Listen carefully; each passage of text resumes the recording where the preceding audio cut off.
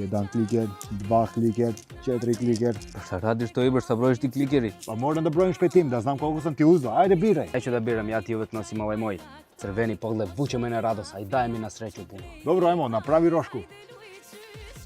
Evo ovdje će da gađam. Či pravila su jasna, samo nemoj da si džido je bači tu do pencija malo. Pa nemo ništa da se sekiraš, ja sam ti ovo igrao kad sam bio sasvim malji dec. Nemoj da džidaš, jebem niti familiju ti jebem. Sad je red na mene, gledaj kako si igra. Jebe me gravitacija, čekaj.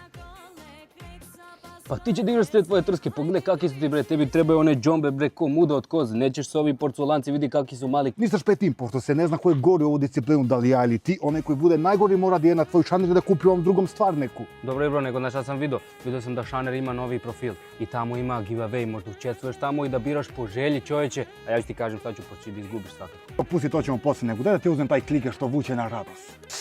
Čivša rob, ta si me pogodio u palaci, ovako je veliki, sad će još da se naduje. Ajde, šta se samo foliraš nešto jebote kliker, evo ti ga crveni kliker, ko tebe neću ni da igram s tobom kad si takva žgljomba. Kakav si pavijan, pa uopšte neću ni da igram s tobom.